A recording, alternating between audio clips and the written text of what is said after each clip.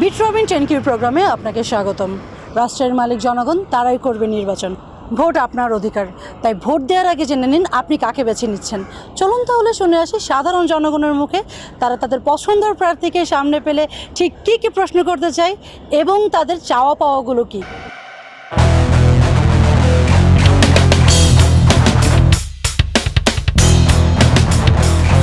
এই রাষ্ট্রের মালিক জনগণ, তারাই করবে নির্বাচন।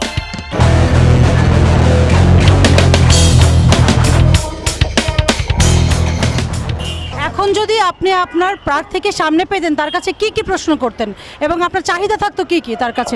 জিজ্ঞাসা করতাম যে আমরা তো আগের বার নির্বাচনের আগে কইছেন আমাকে এই দিবেন সেই দিবেন, বস্তির ভিতরে কারেন্ট দিবেন, পানি দিবেন, দেন নাই। কথা দেওয়া কথা রাখেন না।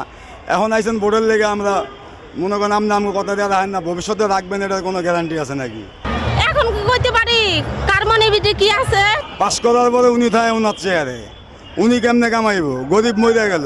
আমি প্রশ্ন করতে চাই যে সাধারণ মানুষের জন্য কি করবে ওনারা এই যে হসপিটালে গেলে ডাক্তার ঠিকমতো ডিউটি করে না, তারপরে সাধারণ মানুষে একজন হসপিটালের সামনে মারা গেল টাকা ছাড়া চিকিৎসা হয় না, ঠিক আছে, এগুলা কিভাবে ওনারা করবে? আমাকে সাধারণ লোকের লেগে, জনগণের লেগে যে ভালো কাজ করে, রাস্তাঘাট ভালো করে, চাঁদাবাজ না করে। আপনি কি দল দেখে ভোট দেন নাকি প্রার্থী দেখে? প্রার্থী দেখে ভোট দেবো, দলের ভালোবাসি, দল আমি করতেই পারি, যে কোনো দল। এখন আমার এলাকার প্রার্থী যদি দুজন তিনজন খেলা যে যারে ভালো মনে করবো তারই ভোট দেবো। নির্বাচনের আগে তো অনেক প্রার্থী সাধারণ জনগণকে আশা ভরসা দেয়, নির্বাচনের পরে কি আদৌ তারা কথা দিয়ে কথা রাখে? সরকার গেছে, এরা তো অনেক আশা দিয়েছে, এলাকার পানি নেই, পানি দিবে, লাইন দিবে, গ্যাস নাই, গ্যাসের লাইন দিবে, রাস্তা নাই, রাস্তা দিবে, তারা তো কোনো কাজ করে নাই। আপনি কি দেখে ভোট দিচ্ছেন, প্রার্থী আর দল দেখে? কিসে ভোট দিব?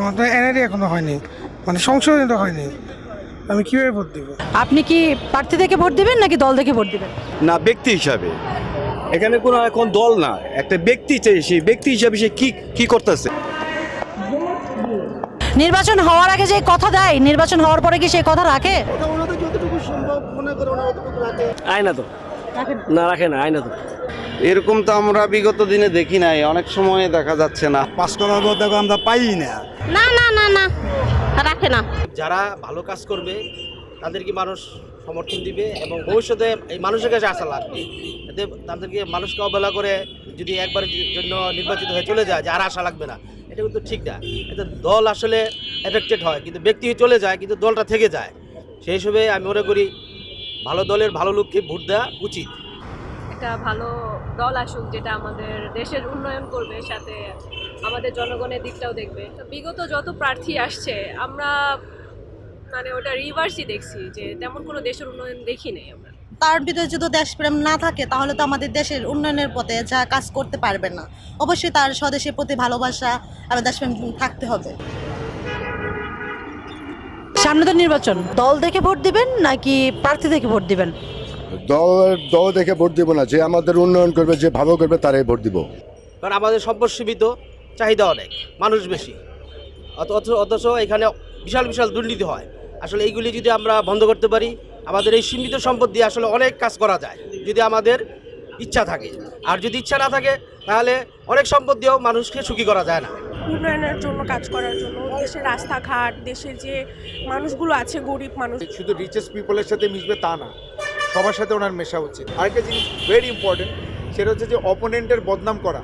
এইটা একমাত্র আমি একজন নেতারই দেখছি যিনি কখনোই বলেন নাই। দুর্নীতির সাথে জড়িত না হওয়াটাই ভালো। যেসব যোগ্য লোক তাদেরকে ঠিক জায়গায় প্রতিস্থাপন করা। আগের থেকে তো ভালো হবে মনে হয়, যানজট কম হয়, রাস্তাঘাটে জানি সন্ত্রাস চাঁদাবাজ না থাকে, এই জিনিসটা আমরা চাইতেছি। আমার ওনার কাছে চাওয়ার বেশি কিছু নাই, ওনার কাছে চাওয়ার জনগণ যাতে ওনার দ্বারা নিরাপদ থাকে, ভালো থাকে, এটাই আমার কামনা ওনার কাছে। ভবিষ্যতে আমার সন্তানরা মানুষ করার সুযোগ সুবিধা জানলাম।